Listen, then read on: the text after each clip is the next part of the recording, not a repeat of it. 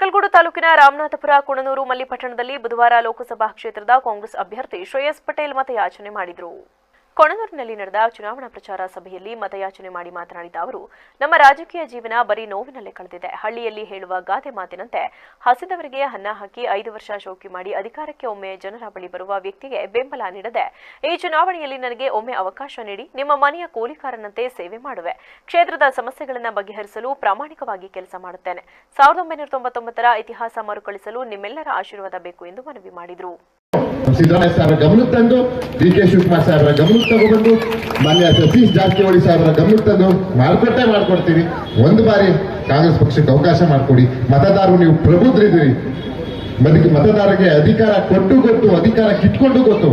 ಒಂದ್ ಬಾರಿ ನಮ್ಗೆ ಅಧಿಕಾರ ಕೊಟ್ಟು ನೋಡಿ, ಕಾಂಗ್ರೆಸ್ ಪಕ್ಷಕ್ಕೆ ಅಧಿಕಾರ ಕೊಟ್ಟು ನೋಡಿ. ನಾವು ಕೆಲಸ ಮಾಡಿಲ್ವಾ ನಮ್ಗೆ ಶಿಕ್ಷೆ ಕೊಡಿ. ಒಬ್ಬರನ್ನ ಒಂದ್ ಬಾರಿ ಪರೀಕ್ಷೆ ಮಾಡಿ ಅಂತ ನಾನು ನಿಮ್ಮಲ್ಲಿ ವಿನಯಪೂರ್ವಕವಾಗಿ ನಾನು ಇವತ್ತು ನಿಮ್ಮಲ್ಲಿ ಕೇಳ್ಕೊಂತ ಇದ್ದೀನಿ. ದಯಮಾಡಿ ಎಲ್ಲರೂ ಒಮ್ಮತವಾಗಿ ಕಾಂಗ್ರೆಸ್ ಪಕ್ಷಕ್ಕೆ ಮತ ಕೊಡಿ. ಈ ಜಿಲ್ಲೆ ಅತಿ ದೊಡ್ಡ ಕ್ಷೇತ್ರ, 8 ಕ್ಷೇತ್ರ ಒಳಗೊಂಡಿದೆ. ಹಾಸನ ಕ್ಷೇತ್ರ 8 ವಿಧಾನಸಭಾ ಕ್ಷೇತ್ರ ಒಳಗೊಂಡಿದೆ. ನಮಗೂ ಸಹ ಪ್ರತಿ ಗ್ರಾಮ ಪಂಚಾಯತಿ, ಪ್ರತಿ ಗ್ರಾಮಕ್ಕೆ ಬರಬೇಕು ಅಂತ ತುಂಬಾ ಆಸೆ ಇದೆ. ಜನರ ಏನೇನು ಸಮಸ್ಯೆಗಳಿದೆ ಇಲ್ಲಿ ನೋಡ್ಬೇಕನ್ನ ಆಸೆ ಇದೆ. ಆದರೆ ಸಮಯದ ಅಭಾವದ ಬಲಕ್ಕಾಗ್ತಿಲ್ಲ. ನಾನು ಶ್ರೇಯಸ್ ಪಟೇಲ್ ಅಂತ ಕೆಲಸ ಮಾಡಿ ಪ್ರಾಮಾಣಿಕವಾಗಿ ನೀವು ಕೊಡೋ ಒಂದೊಂದು ಮತಕ್ಕೂ ನಾನು ಋಣಿಯಾಗಿರ್ತೀನಿ. ಭಗವಂತ ನಾಳೆ ನಾನು ಈ ಮಾತು ಏನ್ ಹೇಳ್ತೀನಿ, ಈ ಮಾತನ್ನ ನೀವು ಆಶೀರ್ವಾದ ಮಾಡಿ ಖಂಡಿತವಾಗಿ ಆ ಮಾತಿಗೆ ನಾನು ಬದ್ಧನಾಗಿ. ಕಾಂಗ್ರೆಸ್ ಮುಖಂಡ ಎಂಟಿ ಕೃಷ್ಣೇಗೌಡ ಮಾತನಾಡಿ, ಜೆಡಿಎಸ್ನಲ್ಲಿ ಎಲ್ಲ ಅಧಿಕಾರವೂ ತಮ್ಮ ಕುಟುಂಬದವರಿಗೆ ಬೇಕು ಎನ್ನುವ ದುರಾಸೆ ಕೊನೆಗಾಣಿಸಬೇಕಾದ್ರೆ ಚುನಾವಣೆಯಲ್ಲಿ ಮತದಾರರು ಜೆಡಿಎಸ್ಗೆ ತಕ್ಕ ಪಾಠ ಕಲಿಸಬೇಕು ಎಂದರು. 26ನೇ ತಾರೀಕು ಚುನಾವಣೆ ಬರ್ತಾ ಇದೆ. ದಯಮಾಡಿ ಎಲ್ಲರೂ ನಮ್ಮ ಶ್ರೇಯಸ್ ಪಟೇಲ್ ಅವರಿಗೆ ಮತವನ್ನು ನೀಡಿ ಅವರ ಹೆಚ್ಚಿನ ಸಂಖ್ಯೆಯಲ್ಲಿ ನಮ್ಮ ಅಕ್ಲೋಟ್ ತಾಲೂಕಿಂದ ಗೆಲ್ಲಿಸಿ ಕಳಿಸಿದ್ರೆ ನಮ್ಮ ತಾಲೂಕಿನ ಅಭಿವೃದ್ಧಿ ಮಾಡಕ್ಕೆ ಒಳ್ಳೆ ಒಂದು ಶಕ್ತಿ ಬಂದಂಗಾಗುತ್ತೆ. ಈಗ ನಮ್ಮ ತಾಲೂಕಲ್ಲಿ ನೋಡಿದಿರಿ 2 ಹೊಳೆ ಹರಿತಿದ್ದೇವೆ. 2 ಹೊಳೆ ಹರಿದ್ರು ಸಹ ನಾವು ಕುಡಿಯಕ್ಕೆ ಇವತ್ತಿನ ದಿವಸ ಭಾರಿ ಪಶ್ಚಾತ್ತಾಪ ಪಡ್ತಾ ಇದ್ದೀವಿ. ಅಂತ ಯೋಜನೆಗಳನ್ನ ಮಾಡಬೇಕು ಅಂತಂದ್ರೆ ನಮಗೆ ಒಂದು ಶಕ್ತಿ ಬೇಕು. ಆ ಶಕ್ತಿ ಕೊಡದೆ 27ನೇ ತಾರೀಕು ನೀವು ಮತ ಹಾಕೋದ್ರ ಮುಖಾಂತರ ನಮಗೆ ಒಂದು ಶಕ್ತಿ ಬಂದಂಗಾಗುತ್ತೆ. ಮುಂದಿನ ದಿನಗಳಲ್ಲಿ ಈ ತಾಲೂಕನ್ನು ಅಭಿವೃದ್ಧಿ ಮಾಡಬೇಕು. ಎಲ್ಲರೂ ಹೋಗಿ ಕೇಳಿದ್ರೆ ಅರ್ಚಗೋಡು ಅಂತ ಅಂದ್ರೆ ನೆಗಾಡ್ತಾರೆ, ಎಲ್ಲಿದೆ ಅಂತ ಕೇಳ್ತಾರೆ. ಅದನ್ನೆಲ್ಲ ಹೋಗಲಾಡಿಸಬೇಕು. ಅದರಿಂದ ಈ ತಾಲೂಕು ಅಭಿವೃದ್ಧಿ ಆಗಬೇಕು. ಎತ್ತ ನೀರಾವರಿಗಳು ಮತ್ತೆ ನೀರಾವರಿ ಹೆಚ್ಚಿಗೆ ಸದ್ಬಳಕೆ ಮಾಡ್ಕೋಬೇಕು ಅಂತಂದ್ರೆ ಪುರಸಭೆ, ಈಗ ಇದು ಪುರಸಭೆ ಆಗಿದ್ದರಿಂದ ಮತ್ತೆ ಗ್ರಾಮ ಪಂಚಾಯತಿ ಬಂದಿದೆ.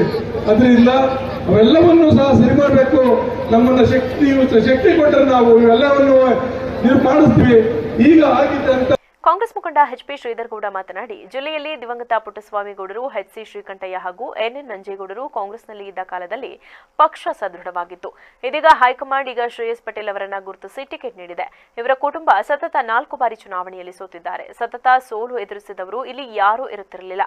ಇವರ ಕುಟುಂಬ ಇನ್ನೂ ಗಟ್ಟಿಯಾಗಿದೆ. ನಮ್ಮದು ದೌರ್ಜನ್ಯ ಮಾಡುವ ಪಕ್ಷವಲ್ಲ, ಎಲ್ಲರಿಗೂ ಸಮಬಾಳು ನೀಡಿರುವ ಪಕ್ಷವಾಗಿದ್ದು ಕಾಂಗ್ರೆಸ್ ಅಭ್ಯರ್ಥಿಯನ್ನ ಚುನಾವಣೆಯಲ್ಲಿ ಗೆಲ್ಲಿಸಬೇಕು ಎಂದರು.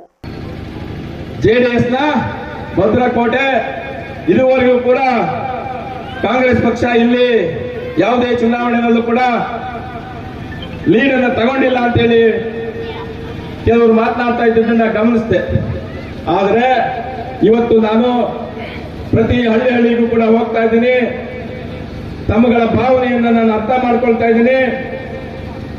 ನನಗೆ ಅನ್ನಿಸ್ತಾ ಇದೆ, ಏನು ಭದ್ರಕೋಟೆ ಇತ್ತು ಅದು ಈ ಬಾರಿ ಚಿತ್ರ ಆಗಲಂತ ಸಿದ್ಧ ಅಂತ ಹೇಳಿ ನಾನು ಹೇಳ್ತಾ ಇದ್ದೀನಿ.